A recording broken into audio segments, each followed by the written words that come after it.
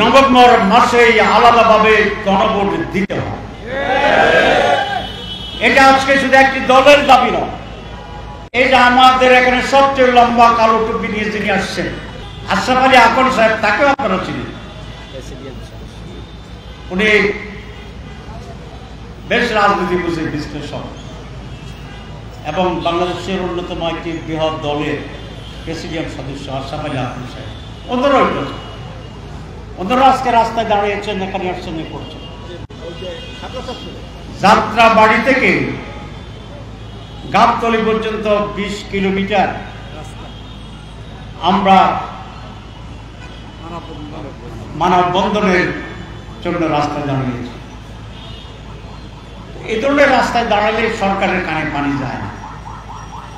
আমাদের আমার একটা অভিজ্ঞতা আছে, আমাদের প্রেস ক্লাবের সামনে কিছু লোক দাবি নিয়ে হাঙ্গার স্ট্রাইক করতেছিল প্রায় 40 দিন। হাঙ্গার স্ট্রাইক কয়দিন? 40। ইন এনি কেস নানা কথা তো আছে, থাকলেও বসেছে, কেউ আসে,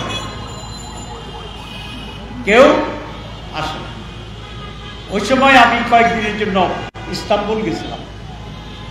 আমার হোটেল ছিল পার্কের পাশে। দেখলাম যে ওখানে একটা মিছিল প্ল্যাকার্ড নিয়ে তারা পার্কে গিয়ে বসে আছে। আমি ভাবলাম যে লোকগুলো কত বেকুব, রাস্তাও ঘেরাও করে নাই, রোডও বন্ধ নাই, মিছিল করে পার্কে বইয়ে দিছে, তো তাদের দাবি পূরণের তো কোনো আশাই নেই। কিন্তু বিকেলবেলা দেখলে যে তা আর নাই। জিজ্ঞেস করলাম কেন? ওই মন্ত্রী আসছিল, পার্কে কথা হয়েছে, দাবি পূরণ হয়েছে, তারা চলে গেছে। ও সমস্ত দেশে পার্কে বসলেও দাবি পূরণ হয়, আর আমাদের দেশের এমন এক ভ্যাট কালচার যা আপনি ঘাড়ে দইরা সুবইয়া না দিলে দাবি পূরণ হতে চায়, কানে পানি যায়। আমি কালকে বলেছিলাম গুরুত্বপূর্ণ এক জায়গা যে আমরা বাংলাদেশে রাজনীতির গুণগত পরিবর্তন আনতে চাচ্ছি। আমরা মনে করি এখন রাস্তায় দাঁড়াইলেও আপনারা বিবেচনা করবেন, আর যদি না করেন তাহলে অতীতের যে সমস্ত অভ্যাস ছিল, অভিজ্ঞতা ছিল, সেগুলা পুরা নিঃশেষ হয় নাই, ওইটাও আমাদের জানা আছে। আর কিছু আজকে বলতেছি না, প্রথম দিন বেশি কথা কইলে গভর্নমেন্ট ভয় পেতে পারে, কিন্তু দাবি আদায়ের জন্য যা যা দরকার গ্রাজুয়ালি করব ইনশাআল্লাহ। আমাকে অনেক বলে সময় তো নাই, সময় আছে, সময় আছে, কারণ আমরা তো তাওয়া গরম করতেছি। এই যে চুলাতে আগুন দিতেছি তো তাওয়া বসাই, আজকের এটাতে কিছু গরম হতেছে না, পরের দিন মিটিং আসছে আরো কিছু গরম হবে। তাওয়া গরমের সময় লাগে, তাওয়া গরম হলে যখন আপনি ভুট্টা দিবেন ফুটতে সময় লাগে, কথা ঠিক কিনা? আমরা চাই না সেরকম কর্মসূচি। আমরা চাই আমাদের যৌক্তিক জনগণের স্বার্থের জন্য যেটা প্রয়োজন সেটা আমরা। আমি তো বলছি আসেন আলোচনা করি না। অনেকে বলে নির্বাচন নানা কথা, আমার আসেন, বিএনপি বন্ধুগণ আসেন, অন্য বন্ধুগণ আসেন। আমাদের ডাকে আসতে যদি লজ্জা লাগে তাহলে আপনারা ডাকেন, আমরা যাই, আমাদের তো কোনো অসুবিধা। আমরা রাজপ্রাসাদে যেতে পারি, আমরা ইনশাল্লাহ কুড়িগড়ের ডাকলেও আমরা যাই, কারণ আমরা জনগণের জন্য রাজনীতি করি। আমরা ব্যক্তির রাজনীতিতে বিশ্বাস করি না, আমরা দলীয় স্বার্থের রাজনীতিতে বিশ্বাস করি না, আমরা টেন্ডার বাজিতে পার্সেন্টেজ খাওয়ারের রাজনীতিতে বিশ্বাস করি না, আমরা নমিনেশন বাণিজ্য করি না, আমরা দখলবাজি চাই না। আমাকে কালকে এক বিরাট উচ্চ পর্যায়ের ব্যক্তি বলেছেন, তাকে আরেক সেই মানের আরেক ব্যক্তি বলেছেন একটি দলের ব্যাপারে যে মানুষ তাদের ক্ষমতা যাওয়ার আগে পদত্যাগ চায়। কি বলেছি? ক্ষমতা যাওয়ার আগে পদত্যাগ চায়। এই শব্দের একটা মাহাত্ম্য আছে। মাহাত্ম্য হচ্ছে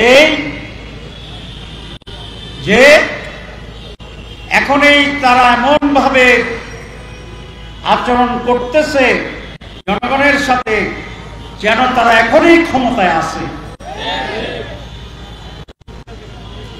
ক্ষমতায় না থেকে ক্ষমতা ব্যবহার করাটা বৈধ না অবৈধ? সুতরাং আমরা সেই রাজনীতিকে বাংলাদেশ থেকে আর যেন না চলে, সেরকম একটি সুষ্ঠু গুড গভর্নেন্স, প্রত্যেক মানুষের ভিতরে সাম্য এবং সততা, মানুষের ইজ্জত এবং নিরাপত্তা, মানুষের অধিকার, সকল দলের অধিকার, সকল মনের অধিকার, সকল পেশার অধিকার, সকল কৃষকের অধিকার। আমাকে বলে কৃষকদের জন্য আপনারা কি করবেন? আমরা কৃষকদেরকে বিনা সুদে লোন দিয়ে দেব। আপনারা জানেন 50,000 টাকা লোন নিয়েছে কৃষক, তার জন্য হাজার হাজার সার্টিফিকেট মামলা। জামাত ইসলামী যেদিন ক্ষমতায় যাবে, আল্লাহ যদি নেয় ইনশাআল্লাহ আপনাদের সহযোগিতা, তখনই সুদের সার্টিফিকেট মামলা সব আমরা উদ্ধার করে দেব। কৃষকদের বিনা পয়সায় লোন পাবে, হয়রানি হবে না, দ্রব্যমূল্যের ন্যায্য অধিকার পাবে, সরকারি ভাবে পারচেজ করার জন্য সিস্টেম চালু হবে, ফড়িয়া থাকবে না, মাঝখানের দালাল থাকবে না। আমরা গুণগত পরিবর্তন আনবো, শুধু ব্যক্তির পরিবর্তন না, আমরা সিস্টেমের পরিবর্তন আনবো। দুর্নীতির ফাঁক ফোকর বন্ধ করব ইনশাআল্লাহ। এমন এক বাংলাদেশ হবে ইনশাআল্লাহ, এদেশের মানুষ অতীতে আর কোনোদিন দেখে না। আর বিশেষ বলবো না আজকে, আরো কথা আছে, আরো কথা আছে ইনশাআল্লাহ বলবো।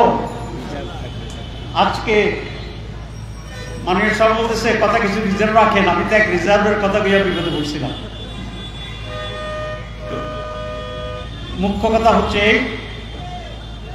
আমরা চাই সরকারকে, প্রশাসনের এখন যে ষড়যন্ত্র চলছে, মাননীয় প্রধান উপদেষ্টা আপনি এটা ঠেকান, আপনি এখানে মনোযোগ দেন, আপনি যাদের উপর দায়িত্ব দেন তারা দায়িত্ব সঠিক পালন করছে না, আমরা দেখছি, আমরা বলে দিচ্ছি আপনাকে এটা করতে হবে, নাহলে নির্বাচন প্রশ্নবিদ্ধ হবে। এবং এই ক্ষেত্রে যে সমস্ত উপদেষ্টারা একটা দলের পক্ষ হয়ে ভিতর থেকে কাজ করছে তাদেরকে সরান। আপনি যদি নাম জানতে চান আমাদের কাছে আপনার লোকের মাধ্যমে আমরা নাম দিয়ে দেব।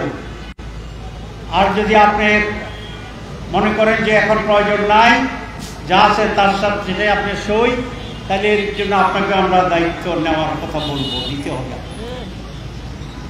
আর যদি না হয় বলে দিয়েছি, প্রকাশ্যে বলে দেব, এবং প্রকাশ্যে বলে দিলে যে বিপর্যয় নিয়ে আসবে সেই দায়িত্ব আপনাদের নিতে হবে। এটা বলতে হবে। 2 নভেম্বরের গণভোট দিন। 3 পিআরের ব্যাপারে আমরা দাবি করেছি, মেজরিটি পিপল বাংলাদেশে পিআর চায়, তার বাস্তবায়নের পদ্ধতি নিয়ে আমাদের সাথে আলোচনা করার আহ্বান জানাচ্ছি। কিভাবে বাস্তবায়ন হবে আমরা আলোচনা করতে চাই। আর খুনি এবং দায়ীদের যারাই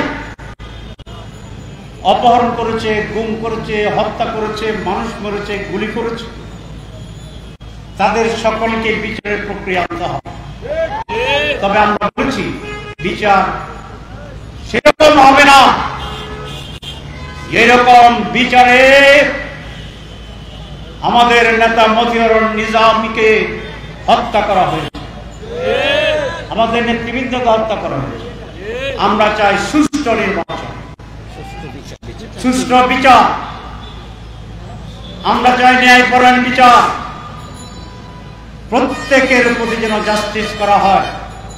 এটি আমাদের খুব স্পষ্ট বক্তব্য। যেন তেনভাবে বিচার করে কারো অন্যায় হোক, অধিকার থেকে বঞ্চিত করা হোক, সেটা আমরা চাই।